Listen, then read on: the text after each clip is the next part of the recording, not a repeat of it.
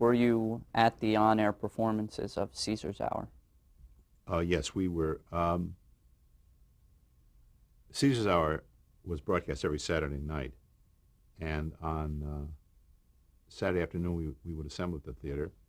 We'd watch rehearsals.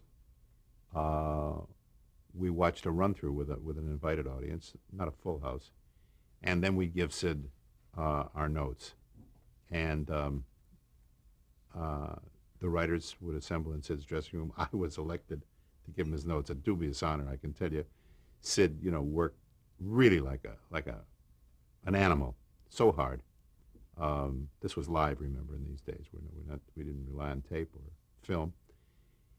And to go in there at that time and say, on page 37, why don't you cut from when you come to the door, go right to the seat, don't do the joke at the window. I mean, massive things. And can you accent this word in that joke? And can you not do that? And can you do this? And, uh, but he was a soldier. I mean, he would take your notes. Some he would disagree with, but he didn't hire us to go along with everything he did. He hired us to make him better. And then the show itself would go on. Sometimes we'd stay for the show. Sometimes we'd watch it at home with friends. Uh, and then invariably we would assemble at a restaurant in New York called Danny's Hideaway after the program went off the air. And it was really a Caesarean kind of celebration. I mean, Sid was very expansive and the meals were very expensive, prodigious appetites for food and drink, and we really had a bacchanalian time. And then Sunday we just collapse with our families, and Monday we'd say, now what do we do? Having to prepare a show to be ready for the following Saturday, which had to be finished being written by Wednesday. What was your relationship with Sid like? When I first went to work for Sid, he didn't say a word to me for 2 weeks. And I was very surprised because I had a certain amount of self-confidence, having worked a number of years before I got to Caesar's Hour. But he never said boo, which is just as well because it could be frightening if he said that.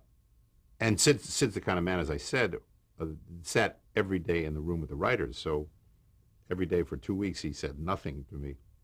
But then after the first show, as we said goodnight on the sidewalk outside Danny's Hideaway, we were waiting for his car to come up by, and he turned to me, bent me over backwards, and gave me a kiss on the lips that I still remember. So it's not that he wasn't unappreciative; it was just inarticulate. But it was a wonderful relationship, absolutely wonderful. I mean, there are very few people in this business that I worked with that I wouldn't work with again, and who wouldn't, I think, do the same with me. Tell us, there's a story about a gold throne. No, it was not a gold throne. The story has gotten not only embroidered and embossed, but gold coated over the years. Set it straight. It was just a chair. It was a very nice armchair, and the color was yellow. So over the years, I guess it's become gold. Uh, it was one Christmas. My wife and I didn't know what to give the emperor for his birthday, and he'd been sitting in a big chair. We didn't have that kind of chair. We all sat on wooden chairs or each other, and I don't know which one of us got the idea. We said, let's give him a nice, handsome chair because he sits in it every day, and it was delivered, and he liked it because I think it did feel like gold to him. What was it like working with Nanette Fabre? Nanette Fabre was sensational to work with. There's nothing you could give her that she couldn't do, and there's nothing that you gave her that she didn't enhance, adding something of her own personality and her own skill. And the surprise to everyone was that she was as funny as she was and could be as funny. Dynamite. How did the chemistry of the show change when she left? It changed somewhat. I think Janet Blair became Sid's wife. She was a very skilled actress, comedian. She wasn't as original as Nanette. But when you have a company, you write to people's strengths. You cover their weaknesses, and I don't mean to imply that she was weak, but she just didn't do it, and it did. So you didn't write that kind of thing, and you shifted the balance. You would give Sid more to do, whereas before you could give Nanette a great deal more to do as the wife, or the leading woman player in a sketch. Howard Morris. Howie is sensational. Uh, he By the time I came on the show, these people have been working together for a number of years, shows in the first year or two, I don't know, of Caesar's Hour, and they were an incredible unit. And Howie knew his niche in that unit. He wasn't the third banana; he was the co-second banana. Um, and he too would. They were up for anything. These people. There's nothing you could write that they couldn't wait to do. Howie was terrific. Now, Carl also was an actor, wasn't he? Carl acted. Carl acts mostly off stage. He acts like everything's okay, and it's not. It's too easy to say Howie was great. It's too easy to say these people were terrific. They were just up to it at every second, is what I'm trying to say. It's small praise to say somebody's a professional, because professional means you get paid for what you do. There are some very bad professionals, and professional just means you're not an amateur anymore, but you might be being bad for money. But the spirit with which they entered each new sketch, and need I tell you, 39 weeks means 39 hours of primarily comedy material. And in that time, they were asked to do great gobs of double talk and physical business and musical business. And whatever you hurled at these people, they could do. Are there any favorites that you remember? Favorite sketches? Yeah. Every show had about 10 standout minutes. Some had 60, some had 3. I don't know. I guess I'm remembering. I guess I'm forgetting what some of my favorites might have been. Aggravation Boulevard was a wonderful show for all of us, in which Sid played a Hollywood leading man whose career was destroyed when sound came in, and it was revealed that he had this high falsetto voice. We did an hour-long musical once. It was a takeoff of kind of On the Town musical with three sailors on a weekend pass in New York that was, I think, sensational. And then there were shorter bits that were good. I mean, the wonderful thing about Caesar's Hour was that Sid allowed us and the show to be hip, that we weren't afraid that they, whoever they are, wouldn't get it. We knew we were primarily an urban show, and that urban audiences were most likely to get it, because, I mean, who in the Midwest would have seen a Japanese movie back in 1955? But we were satirizing before people on the East Coast saw the Japanese movies. But nobody ever said that that's too smart, that's too sophisticated, that's too inside. And so it was a show that we were really proud of, because it let us be us. Did you stay with the show through the end of its run? I just spent 2 years with Sid. I think we had a fight. The show was too sophisticated for me. I couldn't stand it. And so what did you do when you decided to leave? I think I went to work for Pat Boone. What else? Where else do you go after Sid Caesar? I think I did. I think I went to work for Pat Boone. I did 13 episodes with him. And then what did I do? I don't know. All that time I was working on the book for a musical comedy. A funny thing happened on the way to the Forum. So I was sort of building my raft to get out of Alcatraz. And that was a 5-year gestation? Yes. Now, this is the 50s at this point. What was your personal experience with blacklisting? Did you encounter it? Were there friends who were blacklisted? Oh, I knew a great many people who were blacklisted. What was its effect on you? Well, I think, had I been a little bit older when those people were members of organizations which were listed as subversive, I probably would have been blacklisted too. My leanings have always been very liberal, if not to say leftist. In a way, I was grateful that I hadn't, that I was born when I was born, or else, as I say, I think I would have made one or more lists. And of course, I was very, very upset for the people I knew who were being deprived of their livelihood. I even knew of some people who killed themselves as a result of it. Talk about writing for the Art Carney special in 1959.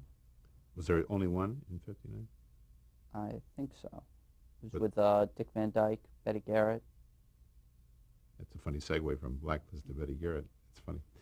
Uh, David Susskind. Shall I explain who David is? Yes. David Susskind was a former agent who became an enormously successful television producer and television personality. He had a television show, talk show called Open End, and it was indeed open end. You could bring your breakfast when you went on the Open End show because chances are you'd be talking for a long time. In fact, there's a memorable show I think that Mel Brooks is on, Mel Tolkien, Shelley Keller, I'm on it, in which we talked about comedy writing. At any rate, David wanted to do some television reviews, that is to say, shows with sketches, monologues, song and dance, and had signed Art Carney to star in a number of them. I co-wrote the first one with, I believe it was Sheldon Keller, and Burt Sheveloff directed it. I had worked with Burt on the Red Button Show. Burt was the director on the Red Button Show, and he was the director of the Susskind specials. And during this period, Burt and I were writing. A funny thing happened on the way to the Forum, as I said, with a hope toward getting into the legitimate theater, a medium where you don't have to strike the set once you finish the show. Happily, you can, or hopefully, the same set can be there for a year or two. It was a topical review. Special material was written by Burt, I believe, and a writer named Buster Davis. Sketches were very funny. Art Carney was really a protean actor. There's nothing you could give Art that he couldn't do. He could play very sophisticated material and very broad material, and sometimes make broad material seem very sophisticated. And we did a number of those, and I remember them all very fondly. You made your first attempt at writing for Broadway in 1961 with The Conquering Hero. Yes. You also wrote a movie the next year, The Notorious Landlady. Yes. Why did you start branching out from television? What was the attraction? It wasn't so much a feeling of branching out as just writing material that appealed to me, whatever the medium was in which it would finally be transmitted. I've always been kind of restless that way in jumping from one medium to another. And it's not the notion of branching as just just using writing to go where it wants to go. Did you find that television limited your creativity in a way that stage or film allowed you to express yourself more fully? Television cramps everybody's style, or it did then, the kind of television we're talking about. When you do a review in the theater, you don't stop every few minutes and do a commercial. When you do a drama in the theater, you don't stop during a 2-hour presentation and do 8 commercials. Same is true of films. There's something very satisfying about seeing your work run its length, build some momentum with an audience, maintain their interest. You have to use different muscles, and I've always been interested in that. How had television changed in that first decade or so of your career and its career? Television was not looking for easy handles like the Golden Age or whatever else it's been called, but in that period, in the beginning, from the time I became interested in it as a worker and as a viewer, it could boast some incredible dramatic talents. You could stay at home and watch Padachevsky's works, J.P. Miller, Reginald Rose, any number of men who, I say men because I don't think women are terribly well represented in that group. I think it's before they crashed through the glass wall or whatever it was that let them begin writing in television. Horton Foote is another. Some very dynamic producers and directors, Fred Coe, John Frankenheimer. These were people who primarily wanted to be in theater, and suddenly they were able to get their stuff on and serve it while it was hot in television. And so very early there was a startling maturity to a very young medium that was showing these thoughtful, meaningful dramas. Let's talk about Forum, which opened in, Let's talk about whether I answered your question. Go I ahead. think you did, Okay. uh, in 1962. Why did it take so long to create? Forum took 5 years to write uh, because it was a very difficult assignment that we'd given ourselves. When I say we, I mean Bert Shevelov, who co-wrote the book, and Stephen Sondheim, who wrote for the first time words and music for a score. It took a long time because we really gave ourselves a kind of a numbing challenge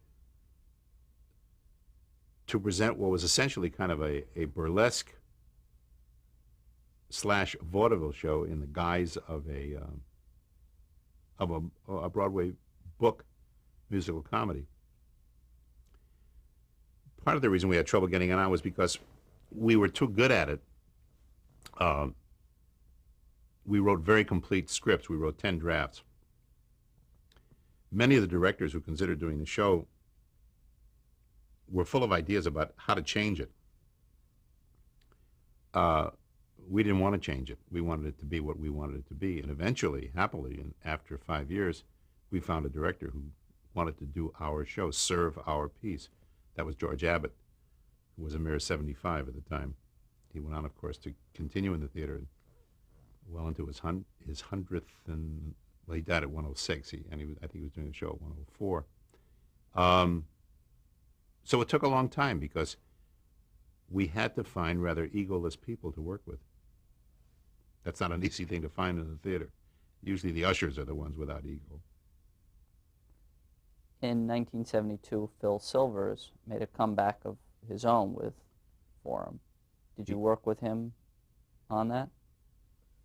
Bert Shevelov directed that revival of Forum. Actually, Phil was the first person we showed the script to back in '62, asking him to star in it then, but he really didn't understand what the show was. When I say it was an unusual show, believe me, no one knew what we were talking about. And he was one of the bigger stars to not know what we were talking about.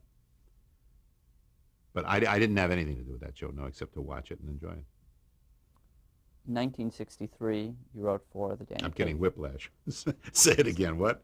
The Danny Kaye Show, 1963. In 1963, I was asked by Perry Lafferty, who was going to be the producer of the Danny Kaye Show, and somebody else, I'm not sure, perhaps William Morris, someone at William Morris, if I would be interested in writing the Danny Kaye Show. I was not interested because I was going to be going to England in the fall of that year. So we made a kind of an unusual deal, a one-off. I've never done anything like it before. I was living in New York, and I made a deal to spend 4 weeks preparing ideas for the show, and then another 4 weeks working on the first couple of shows in California with the staff. And that's the way we did it. I created a number of what we call departments, continuing characters, certain situations that could be repeated, and then, as I say, sat in the room with the staff, and we wrote the first two Danny Kaye Show, which were really, the Sid Caesar Show, the sequel, So it was another large writer's room with a large staff. A large writer's room, a large staff. Who were some of the writers? Mel Tolkin, the ubiquitous Mel Tolkin, Sheldon Keller, and I honestly don't remember anybody else, except me. And I remember reading a sketch to Danny, the first one we wrote and that we felt was ready for him to hear. And in the sketch, somebody gets shot, I remember, and so I got shot, make-believe, of course, and fell to the floor. And as I was on the floor delivering the material, I thought, what are you doing on the floor reading a sketch to a comedian? You got to play on Broadway. Haven't you, to some degree, outgrown this, I never fell down again at a reading. What was it like working with Perry Lafferty? Perry Lafferty is a man with, it's not enough to have experience, you have to learn from your experience. And I don't think Perry ever did anything that didn't make him a better whatever he wanted to be, including in the latter part of his life, not only a pilot, but but a man who taught people to fly. He just knows what he's about, and he's got a way of getting done what has to be done in a rather painless way. He's just very skilled with people. He's kind of a maitre d'. And I don't mean to trivialize what he does by saying that. He's just very diplomatic and very smart and human. Did you ultimately leave Danny Kaye to move to London? Well, yeah, but I was always going to. It's not as though, I left Danny Kaye to go to London. That was always going to be the next stop. And why did you want to move to London? I didn't want to move to London. I went to London to be part of the London production of A Funny Thing Happened on the Way to the Forum. By then it had been a proven hit on Broadway, and we were going to open up a production in the West End. And so I was going over with my family, I thought, for about 6 or 7 weeks, and it turned into 9 years. Were you involved in television in London? I did a show in London called The Marty Feldman Comedy Machine. I produced it and wrote it, again with Sheldon Keller for some time, 2 very hot young guys from Hollywood named Barry Levinson and Rudy DeLuca. Marty Feldman, and and a young English writer named Chris Allen. It was a very, very bizarre show. Marty was himself, of course, somewhat bizarre because of his own physical characteristics. We did 13 of those, 13 hours. It didn't make much of a splash here. I'm pleased to say one year it won the Golden whatever they give out in Montreux, Switzerland. Golden Rose, I believe it was, yeah. It was a very innovative show, extremely innovative. How did television differ between the UK and the US? There don't seem to be any don'ts in England, as opposed to the kind of television I left in the 60s, which was in which you were very aware of what you couldn't do. It seemed you could do anything there. You could use 4-letter words after 9 o'clock. It was assumed that by then the children would be asleep. And in those days, a lot of children did go to sleep at 9 o'clock. The drama was extremely adult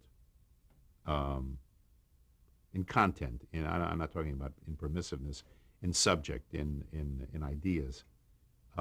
England was then almost entirely public television. You as indeed half of it is today. You buy a license from the government and you're permitted to watch television legally. I watched what was possible in a society where there was a kind of a mutual trust that we'll do something good and you'll understand it and we'll get along fine and we won't abuse our privilege. On the other end of the scale, there was a lot of hokum. There was Benny Hill, and there were the really broad. England likes nothing so much as either a Noel Coward bon mot or a wind joke. And everything in between. It was useful to me because watching over those years, I saw what was possible on the box. Did you use the 9 years there to creatively recharge? It turned out that way. It wasn't my plan. But I think all that time being exposed, not only to British television, but to British theater, British cinema, British newspapers. I mean, if you like the English language, London is the Detroit of England, of English, and it was a great place to, not to have a refresher course, but to do English 1 and 2. While you were living there, one of the biggest opportunities of the 70s, certainly for you, came up, and that was MASH. Tell how you were approached. Gene Reynolds and I have known each other for, well, I guess it's a half a century. It's a hard thing to say, but we have for a very long time. We never worked together. Our professional paths never crossed. I was aware that he had gone on to do what he was doing, that he was working in television in the 60s, not as an actor anymore, but as a casting director and as a director and as a producer. Gene came through London with his then wife, Bonnie, and we went to dinner as we always did. Whenever you're an expatriate, you find yourself going to dinner a lot with um, firemen of all sorts. And during dinner, he said, if something good comes up, would you be interested in coming back to the States? I said, not necessarily coming back to the States, but I would certainly, if it's appealing, I would certainly write something here if it could be used there. And he said, fine. And that was the end of that.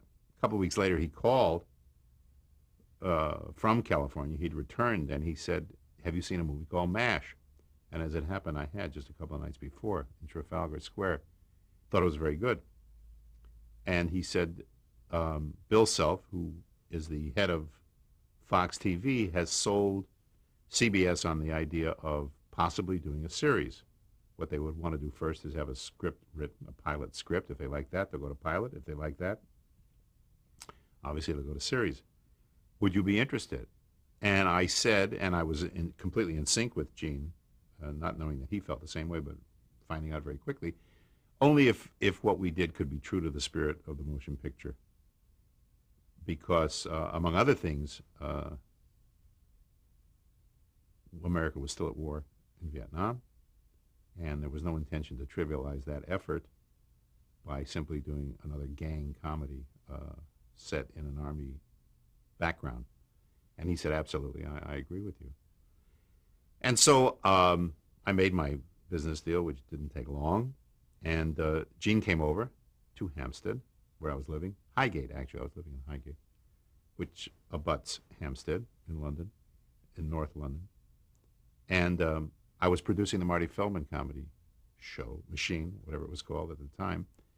And so Gene came out to the, I think we were shooting at Elstree, and we would spend a couple of lunchtimes talking about what we thought the pilot should contain. And then I would meet Gene at my house in Highgate, and we'd walk through a beautiful public park there called Kenwood. Glorious setting. It looks like a Gainsborough painting, and we're walking through there talking about doing a show that has to do with bloodshed and death. And we came up with a storyline. We called California, Collect, CBS, a man named Alan Wagner, who was in charge of this kind of thing, and we said, this is what we'd like to do for the pilot. And he listened. He said, sounds good to me. And so Gene went back to California, and sometime later I wrote the pilot. Were you surprised that you were in sync with Gene, that you were permitted to do what you wanted to do, even with the pilot for MASH on American television? Were you surprised that the medium had evolved? No, I wasn't surprised because I didn't think about it. I thought, I'll do the best job I can. Worst ways, it's a nice check for what turned out to be 2 days' work. I wrote it rather quickly. But I never thought that it would get on, it would be different. Again, I was thinking of England. I'd been terribly influenced by the British product that you could do this kind of thing on British TV. So I guess I thought just sort of kind of a generic television. But then when we came back and got it on, and I started seeing what else was on television, yes, I was surprised. Let's take a break and change tapes. Okay.